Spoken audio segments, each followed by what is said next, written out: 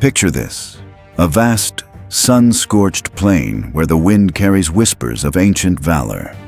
Beneath the golden sky, two mighty armies stand poised for battle.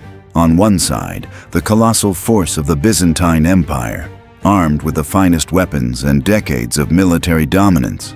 On the other, a smaller but resolute army of Muslim warriors, their faith unshakable, their cause divine. This was not just any battlefield. It was Yarmouk, and what transpired there would alter the course of history forever. In just 30 seconds, we will journey back to that fateful day when destiny turned in favor of the believers. How did an outnumbered force, led by Khalid ibn Al-Walid, defy all odds and secure a victory that would echo through centuries? What made this battle more than just a clash of swords, but a test of faith, unity, and divine intervention? Stay with us, because the story of the Battle of Yarmouk is not only one of the greatest military triumphs in Islamic history, it is a testament to the power of conviction against overwhelming odds.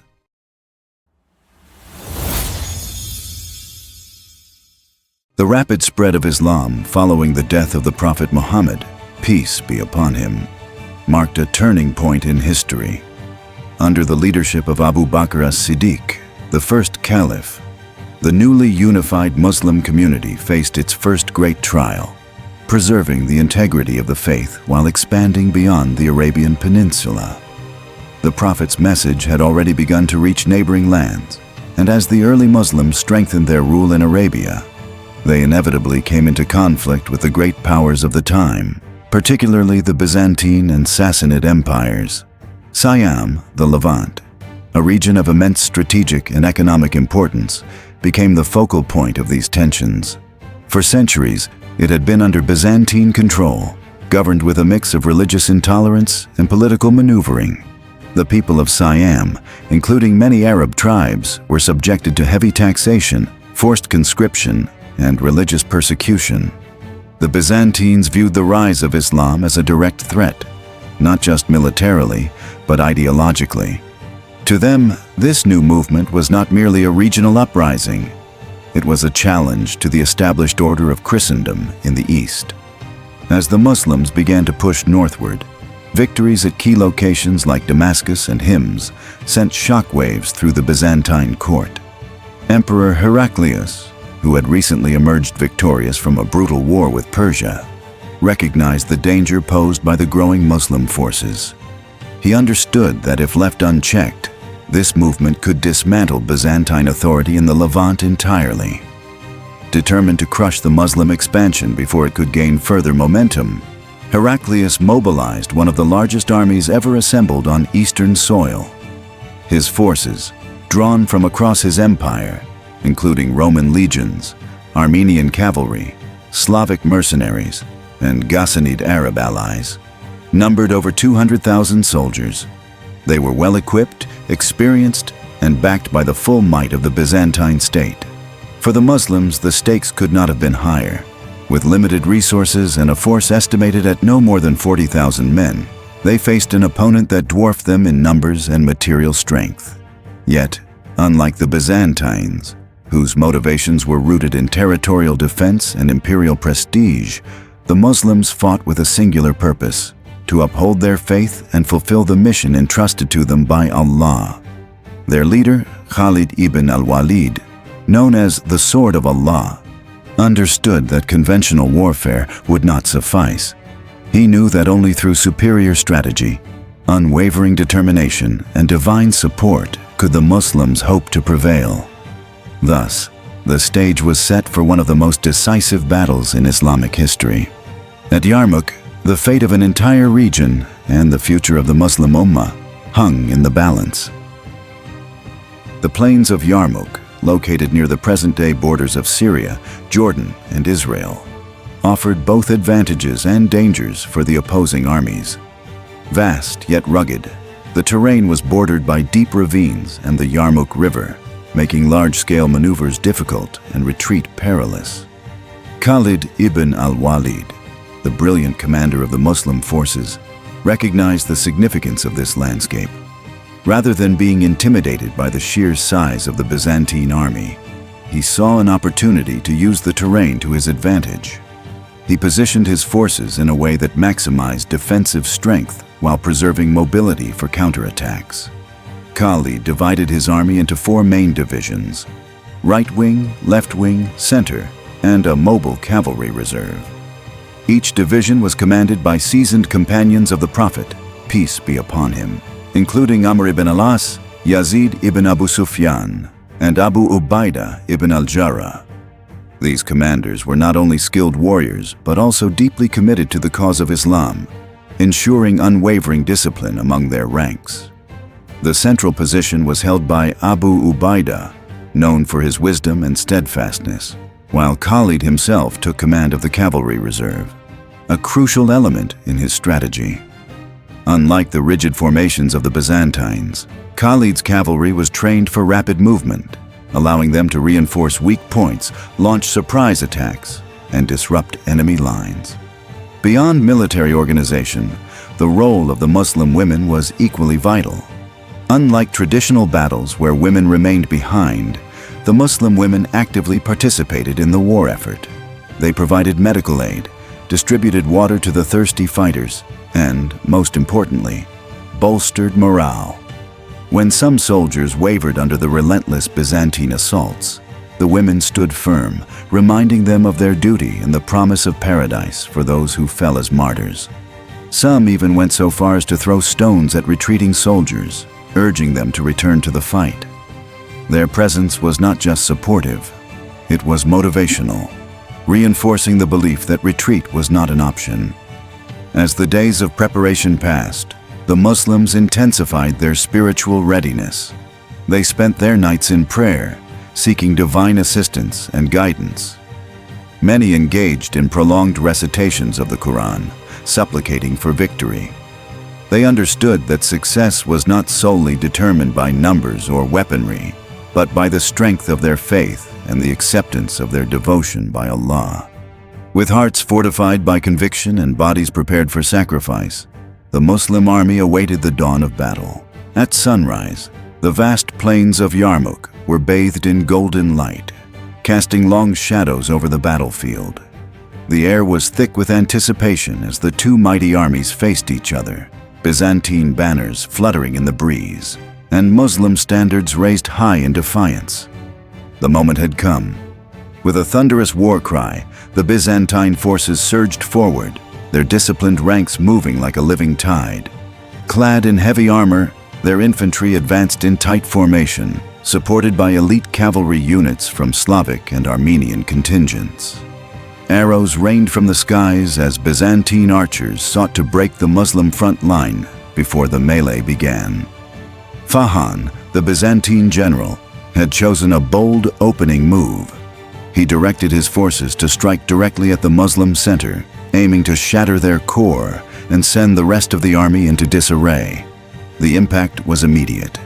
The Muslim soldiers, though vastly outnumbered, braced themselves and met the onslaught with unyielding resolve. Shields clashed against shields, swords rang against armor, and the cries of the fallen echoed across the field. Despite the ferocity of the attack, the Muslim center, led by Abu Ubaidah ibn Al-Jarrah, held firm. Every warrior fought with the knowledge that they were defending not just land, but their faith. Khalid ibn Al-Walid, ever vigilant, rode along the lines, ensuring that every unit remained cohesive. He personally rallied the right and left wings, commanded by Amr ibn al-As and Yazid ibn Abu Sufyan, instructing them to maintain their positions unless needed elsewhere. The Muslim cavalry, though fewer in number, was swift and highly mobile, ready to intervene wherever the enemy pressed hardest. Meanwhile, the women behind the lines played a crucial role, encouraging the fighters with shouts of Allahu Akbar and reminding them of the eternal reward awaiting the martyrs. Despite the initial chaos, the Muslims did not falter. Though bloodied and exhausted, they refused to yield. The day ended without a decisive breakthrough for either side, but the psychological impact was profound. The Byzantines had expected an easy victory against an outnumbered foe, yet they had encountered warriors who did not fear death, who welcomed it as a gateway to paradise. The Muslims, despite suffering losses, had proven their resilience. The battle had only just begun, but already the winds of destiny were shifting. The second day of the Battle of Yarmuk dawned with a tense stillness broken only by the distant murmurs of both armies preparing for renewed combat. The previous day's fierce clashes had tested the endurance of both sides, but the Byzantine commander, Fahan, now faced a pressing dilemma. His attempt to shatter the Muslim center had failed, and the realization that his vastly superior forces had not secured a decisive victory weighed heavily on him. Determined to shift the momentum, he devised a new strategy, one that would target the Muslim right flank, commanded by the formidable Amr ibn al-As. Fahan believed that if he could break through the right wing, he could encircle the Muslim army and force a collapse. With this in mind, he deployed a powerful contingent of infantry and cavalry, launching a concentrated assault on Amr ibn al-As' position. The Muslim flank was soon engulfed in a storm of steel and arrows as Byzantine forces pushed forward with relentless intensity. The pressure mounted, and for the first time, cracks appeared in the Muslim defenses. Some warriors, overwhelmed by the sheer scale of the attack, began to fall back. Yet, amidst the chaos, the unyielding spirit of the Muslim fighters prevailed. Amr ibn al-As, recognizing the danger, roared commands to rally his men. He reminded them of their purpose, not to seek worldly glory, but to uphold their faith and fulfill their duty before Allah. His voice, filled with conviction, reignited the fire within his troops. They responded with renewed determination, holding their ground despite mounting casualties. Khalid ibn Al-Walid, ever watchful, quickly identified the crisis unfolding on the right flank. Without hesitation, he ordered his elite cavalry reserve into action. Like a sudden tempest, the Muslim horsemen surged forward, striking the Byzantine forces from an unexpected angle. The impact was devastating. Their formation, which had seemed unstoppable moments ago, now buckled under the ferocious counterattack. Khalid's cavalry exploited the confusion, breaking through enemy lines and forcing the Byzantines into disarray. While Khalid executed his daring maneuver, Abu Ubaidah ibn Al-Jarrah maintained an iron grip on the Muslim center. Despite the relentless pressure from the Byzantine forces, he refused to let his position waver. His calm demeanor and steady leadership reassured his men, preventing panic from spreading. He moved from rank to rank, offering words of encouragement and reminding them that victory belonged to those who persevered. His presence alone was enough to keep the Muslim ranks intact. The second day of battle ended with neither side securing a clear advantage, but the psychological balance had shifted.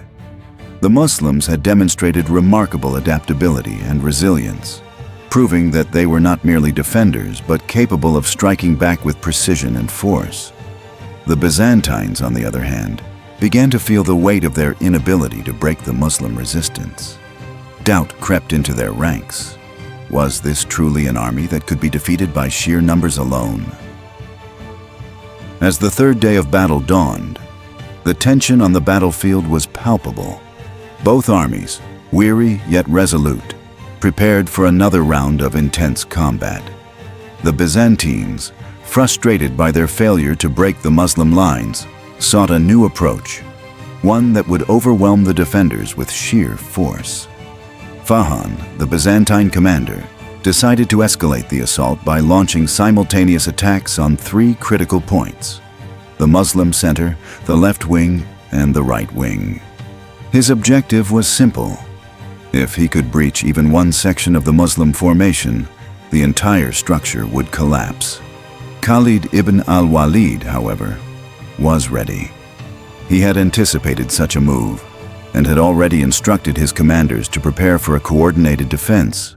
The Muslim center, under Abu Ubaidah ibn Al-Jarrah and Shurahbil ibn Hassana, held their ground with unwavering determination. They absorbed the brunt of the Byzantine assault, refusing to give an inch despite the overwhelming pressure. The left wing, led by Yazid ibn Abu Sufyan, displayed extraordinary bravery as they repelled wave after wave of enemy attacks. However, the most dramatic developments unfolded on the right wing, where Khalid himself commanded the Muslim forces. Realizing that the Byzantines were attempting to break through multiple fronts, Khalid employed a revolutionary tactic, one that would later become legendary in military history. Instead of maintaining rigid formations, he divided his cavalry into small, highly mobile units. These groups operated like lightning, swiftly striking at vulnerable points in the Byzantine lines before vanishing into the chaos.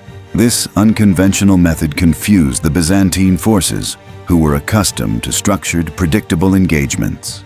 Their disciplined formations, once their greatest strength, now became a liability as they struggled to respond to the unpredictable nature of the Muslim cavalry.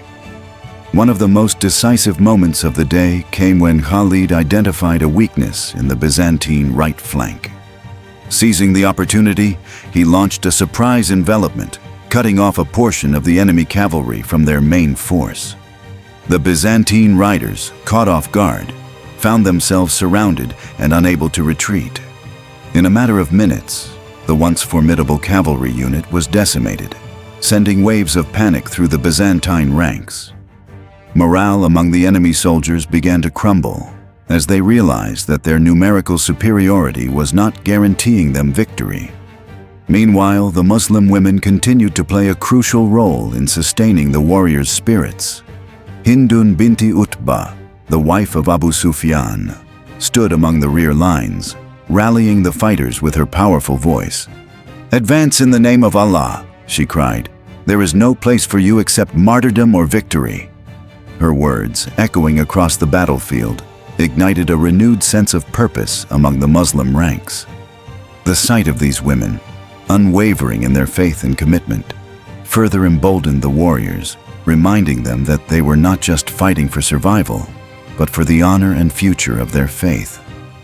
By the end of the third day, the psychological tide had clearly shifted in favor of the Muslims. Though the battle was far from over, the Byzantines had suffered significant losses, and their confidence was beginning to wane. The Muslims, though exhausted, sensed that they were gaining the upper hand. The fourth day promised to be the turning point, one that would determine whether the Byzantines could recover or if the Muslim forces would seize the initiative and bring the battle to a decisive conclusion. The morning of the fourth day arrived with a sense of urgency and expectation. The Muslim forces, though fatigued from days of relentless combat, felt a renewed sense of purpose. Khalid ibn Al-Walid, having analyzed the previous day's battles, devised a bold plan, an aggressive offensive aimed at breaking the Byzantine lines once and for all. No longer content with merely holding their ground, the Muslims prepared to take the fight directly to the enemy. Khalid reorganized his forces, strengthening the flanks while placing his most trusted commanders in key positions. The center, led by Abu Ubaidah ibn Al-Jarrah and Shurahbil ibn Hassana, would advance with full force, pushing straight into the heart of the Byzantine formation. Meanwhile, Khalid himself took personal command of the elite cavalry, positioning them for a decisive flanking maneuver. The Muslim soldiers, inspired by the unwavering faith and leadership of their commanders, prepared for what they believed to be the final push toward victory. As the sun rose higher, the battlefield erupted into chaos. Unlike previous days, where the Byzantines had initiated the attacks, the Muslims now struck first. With a deafening cry of Allahu Akbar, the Muslim center surged forward, overwhelming the stunned Byzantine ranks. The impact was immediate. Formations that had once seemed impregnable now began to crack under the relentless pressure. The right and left wings followed suit, advancing in perfect coordination, tightening the noose around the Byzantine forces. Khalid, ever the tactician, seized the moment. He ordered his cavalry to execute a sweeping maneuver, circling around the western flank and striking the Byzantine rear. The effect was devastating. Caught between the advancing Muslim infantry and the sudden onslaught from behind, the Byzantine forces descended into disarray. Soldiers who had once fought with discipline and confidence now found themselves trapped, their cohesion shattered by the speed and ferocity of the Muslim assault. Panic spread rapidly through the Byzantine ranks. Orders became meaningless as officers struggled to regain control. Fahan, the Byzantine commander, attempted to rally his men, but the damage had already been done. In the midst of the chaos, Khalid spotted an opportunity. He led a direct charge toward Fahan's command post, hoping to eliminate the enemy's leadership. The ensuing confrontation was brutal, and Fahan, realizing the gravity of the situation, attempted to retreat. However, he sustained grievous wounds during the engagement, further demoralizing his already crumbling forces. With their commander wounded and their lines in disarray, the Byzantine army began to break apart. Thousands of soldiers abandoned their posts, discarding weapons and armor as they fled in desperation. Those who tried to escape were pursued relentlessly by the Muslim cavalry, ensuring that no organized resistance could regroup.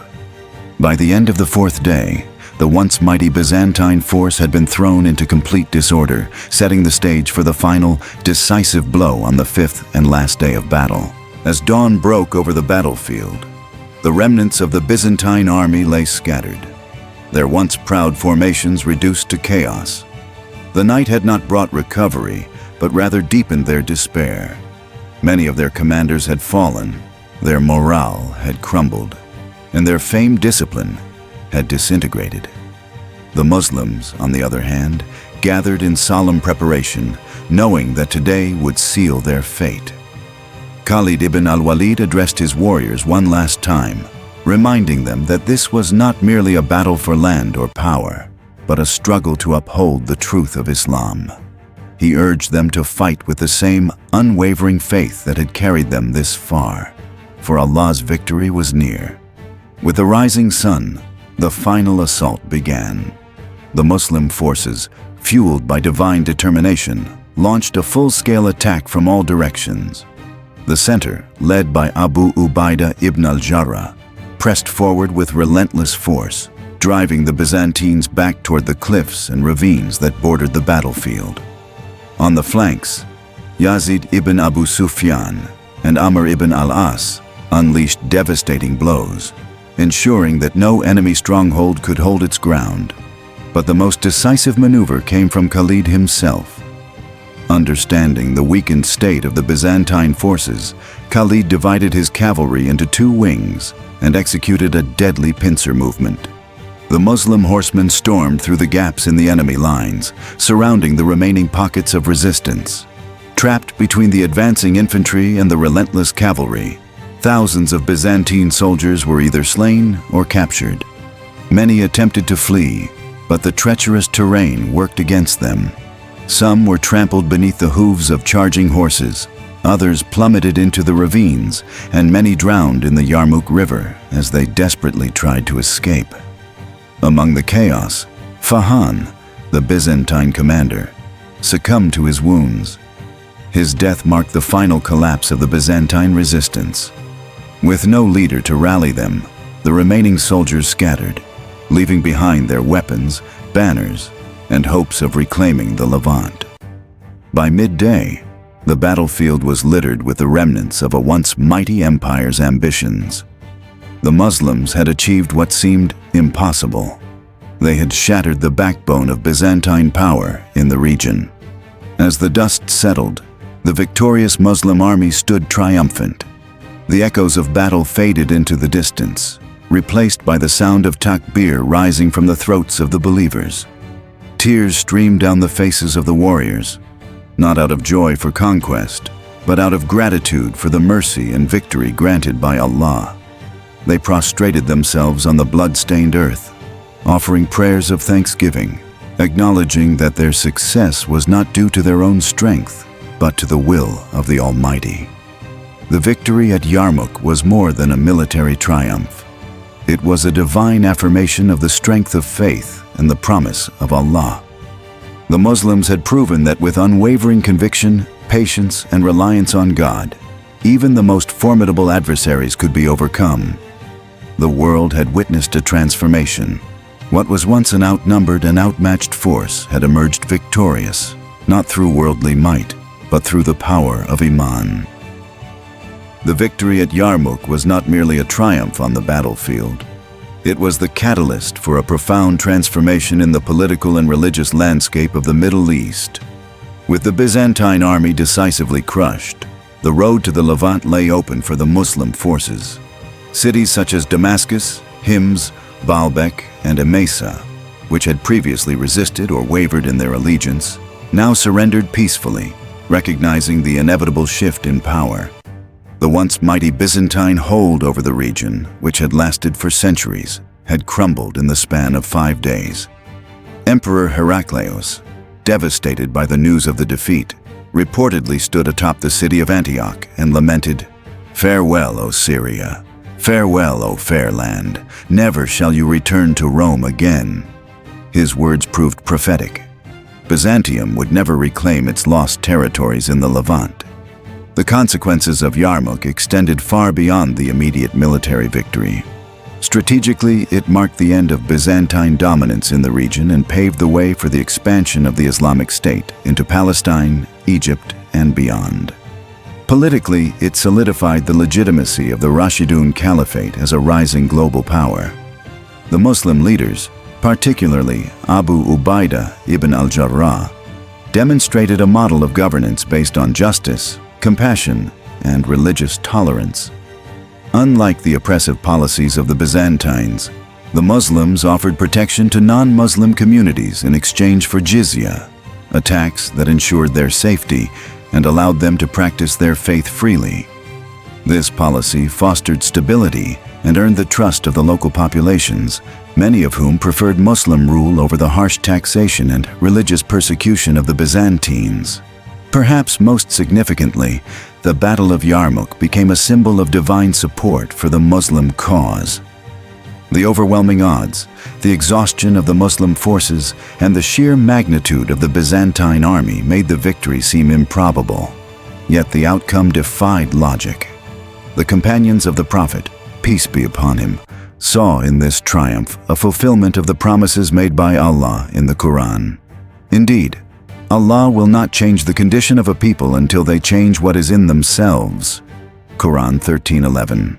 The unwavering faith, unity, and perseverance of the Muslim army had been rewarded, reinforcing the belief that true victory comes not from numbers or material strength, but from righteousness and reliance on God. This battle also reinforced the lessons of leadership and sacrifice. Khalid ibn Al-Walid, despite his pivotal role in securing victory, remained humble and obedient to the caliphate's authority. When Umar ibn al-Khattab later relieved him of command, Khalid accepted the decision without protest, demonstrating that leadership in Islam is not about personal ambition, but about serving the greater good of the Ummah. Similarly, Abu Ubaidah, known for his gentleness and fairness, became a model of just governance, ensuring that the newly conquered lands were ruled with wisdom and compassion. Beyond the battlefield, the legacy of Yarmouk continues to resonate in Islamic history. It serves as a reminder that faith, when coupled with courage and strategic brilliance, can overcome seemingly insurmountable challenges.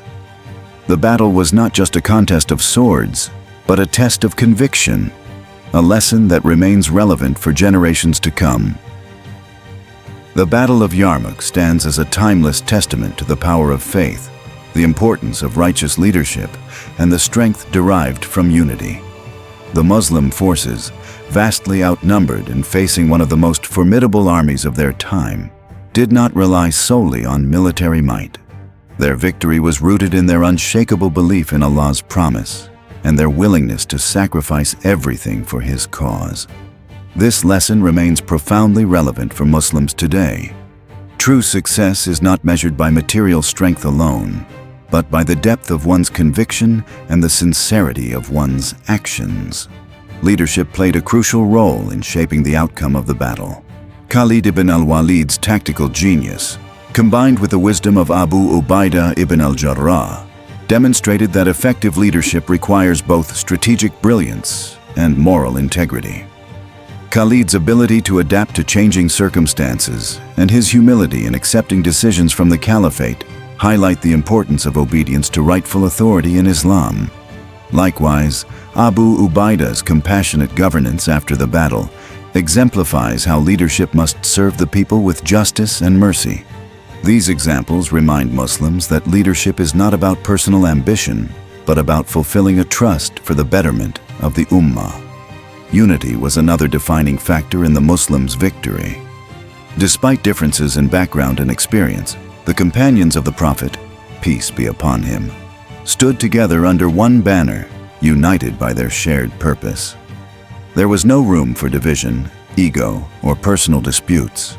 Every soldier, commander, and supporter played a role in achieving the common goal. This unity, forged in the crucible of adversity, is a lesson that resonates deeply in modern times, where the Ummah often struggles with fragmentation and discord. The battle teaches that only through solidarity and cooperation can Muslims face the challenges of their era. To the viewer watching this story unfold, the question remains: will you carry forward the lessons of Yarmouk? Will you strengthen your faith, uphold the principles of just leadership, and strive for unity within the Ummah? If so, then share this video, spread its message, and join us in reflecting on the enduring legacy of one of history's most defining battles.